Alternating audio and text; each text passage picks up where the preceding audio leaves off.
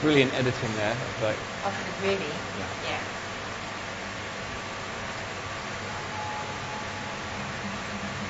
Welcome, my friends. Welcome to an amazing place. A place where everyone comes to play and create. Play and create what? Games, my friend. Welcome to a place unlike any other. Want to find out more? Let's go straight to the heart of this incredible craft world. This is the heart where everyone meets up. As you will see, it is a place of infinite magic. See all these pods? Each contains craftlings orbiting craftworld. Over there is a craftling called Henry. Let's see what he's up to. Visiting craftworld. Henry wants to play a game. So this is a very early incarnation of Sackboy, you can see here. Every bunch of craftworld is a different game, and Henry can choose which ones he wants to see.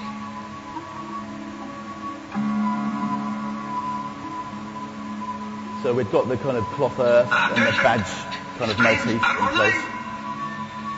There they are, playing a game now. Henry can join them on Craftworld and give them a hand with the level. Okay, so now it goes into frightening looking gameplay, I think. If you do have a question at any time, by the way, just stick your hand up and we'll... Everyone ready?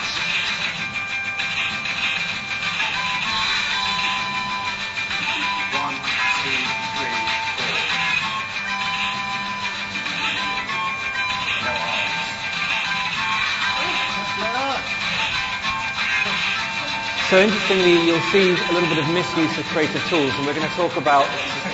I'll talk later. So, I mean, these first few milestones that we were doing, by the way, were us leading up to a green light thing. And I don't know if people are familiar with that term, green lights, but it's a bit like in England we have a TV program called Dragon's Den. I don't know if you have that over here, but it effectively means going into a meeting and convincing a board of scary people that your game is worth publishing. So all of this was geared towards a specific meeting, really. And this was the penultimate milestone, scarily, before our green light.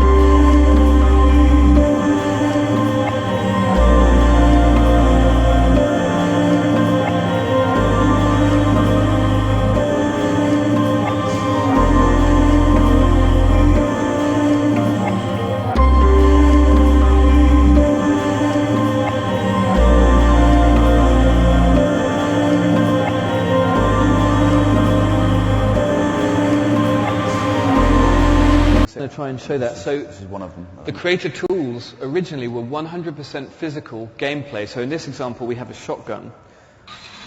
I don't know if you can see that, but they're like blowing holes in that little piece of sponge.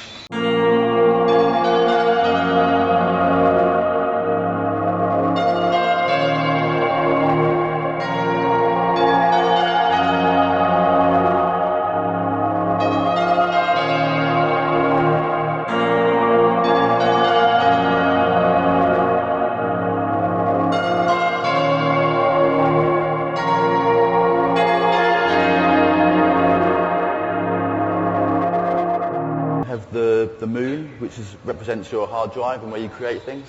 And this is before the moon was ever thought of. So it was literally just a space that existed within your pod. And this was the inventory screen. The inventory.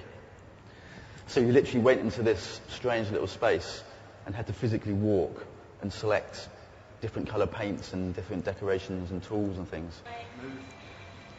And so you'd hit select on your controller and be teleported into this like physical alternative space. And then once all of you had chosen a tool, you would hit select and you'd teleport back into the main game. So you can see the people disappearing back into the main game once they've found an item they wanted. And we really passionately wanted to keep this physicality, because one of the things LittleBigPlanet innovated on, and I think Dave Smith, who created this in our physics engine, is giving a talk tomorrow, little pimp, on Sackboy and physics. So once you're back in the world, you can now use your physical tools to paint. In this case, they've got paint rollers, but there were other things like hair dryers and shotguns. I actually really liked this, because you could run around using these physical rollers and paint. I think at this stage, we didn't really think that the user-created content was actually going to be such a big part of the game. I think at this point we were thinking literally that, okay, we're going to allow players to make little objects or kind of pictures of things.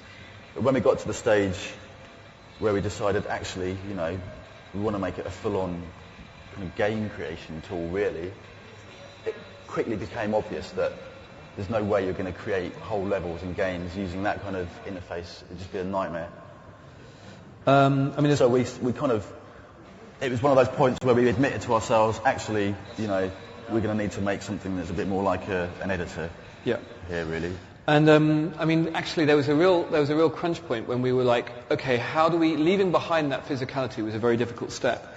And this is the iteration question that was happening. What was the timeline? And actually, we spent a long time on that one, having different...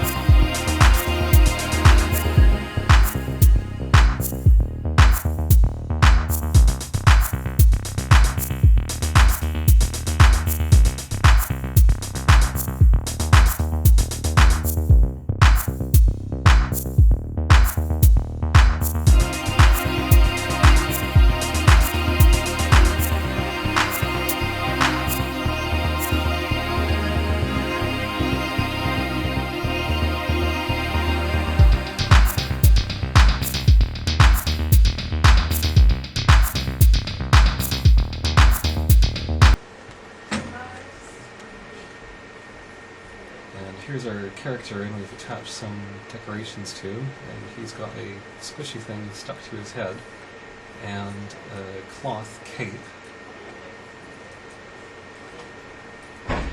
And these collide against the world and pick up a bit of secondary motion. We can use them for decorating the character, customizing the character, just adding a lot of richness to the world. They can be part of the environment as well. So, for example, we can have drapery that the character can bump into and push around. We can build composites of squishy things in cloth, like teapots on this sheet here.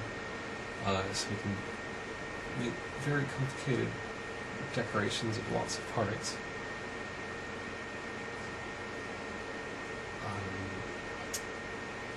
Here you can see the cape colliding against the platforms nicely. Squishy things in one particular mode run like a rigid body solver, so we can have complex particles that have reasonably good 3D collision on them. Squishy things can be composited into several parts, so that bone there that just fell down, for instance. And we can even go as far as making a squishy ragdoll stuntman.